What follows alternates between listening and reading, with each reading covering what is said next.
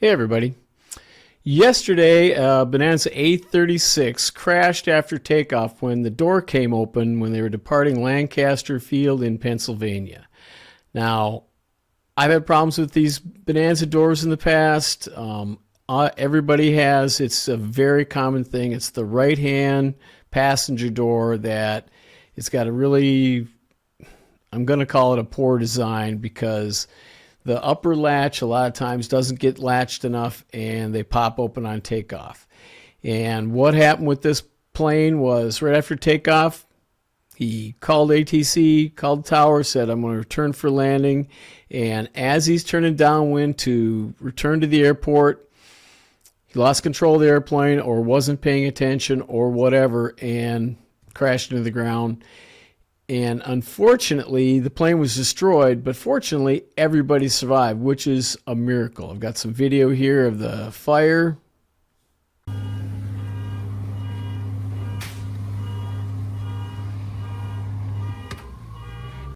we also have recording of the ATC audio.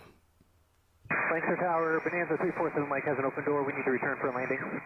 347 Mike, roger. You want to make it to 31 or 26? Lancaster Tower, I cannot hear you with the wind, so we're going to return to 26. We're going to do downwind. Now, notice he said, I can't hear you with the wind. Yeah, it's very loud when those doors pop open. I've had it happen twice, and I'll tell you about that in a minute, but let's listen to the rest of the recording here. 347 Mike, roger. Runway 26, clear to land. 26, clear to land, 347 Mike. 347 Mike, pull up.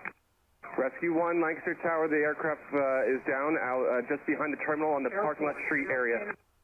And as you can see here, the plane didn't get very far. This, the ADSB data shows that he didn't get very high, maybe 600 feet or so, and his speed is pretty low. Now this particular A-36 has got the Allison turboprop conversion. It's got 400 horsepower.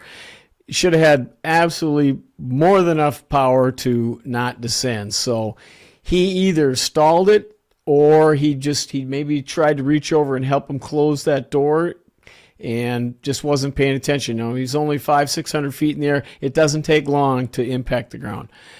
Still can't believe that everybody survived this. I don't know what kind of condition they're in, but miraculous. Now, as I mentioned, the A-36 has got a really big problem with this door. They pop open a lot. Guys have made videos on this. I said I had it happen twice.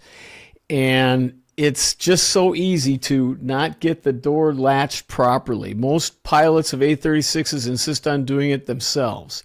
The first time I had one happen, I think it was an F-33. I was ferrying it to Europe.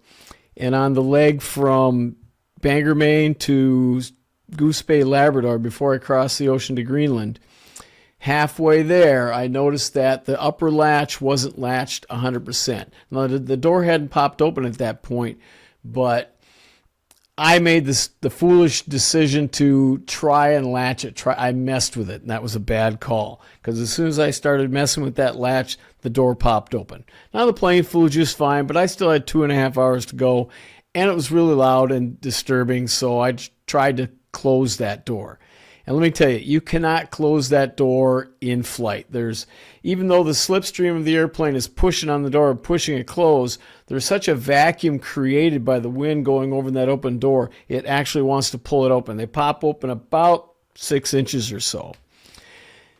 Now, I was actually able to get it closed, but only through some pretty crazy maneuvering. Basically, what I did is I had to pull the plane up completely vertical, almost to a tail slide, to get my airspeed down to almost zero, and then quick reach over and try to get the door slammed.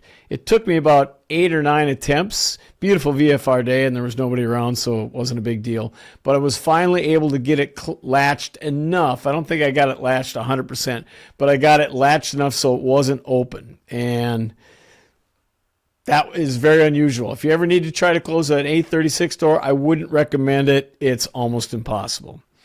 Now, the second time I had that happen, it was in a plane that I'd ferried from Uruguay up to South Carolina with my daughter, Claire. We did this one for the show Dangerous Flights.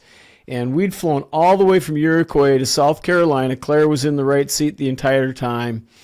and she just didn't get the door latched. I double checked it every single time, except this was the very last flight. We were done filming, night flight back to its home base, and a short little 1 hour flight.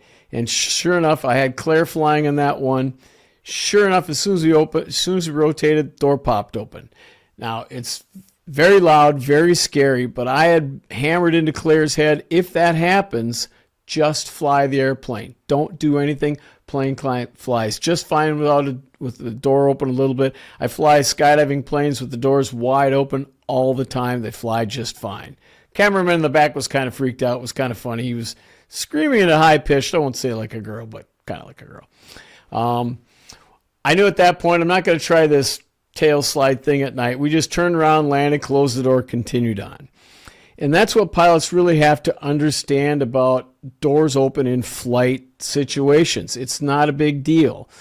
It can seem like a big deal. It's very scared. It's very loud. Your passengers are going to freak out, but just fly the airplane. Don't even look at the door. There's nothing over there you can do. Just fly the airplane. Usually it happens on takeoff. Turn around like this guy did. Turn around, just go ahead and land, shut the door, continue on with your flight.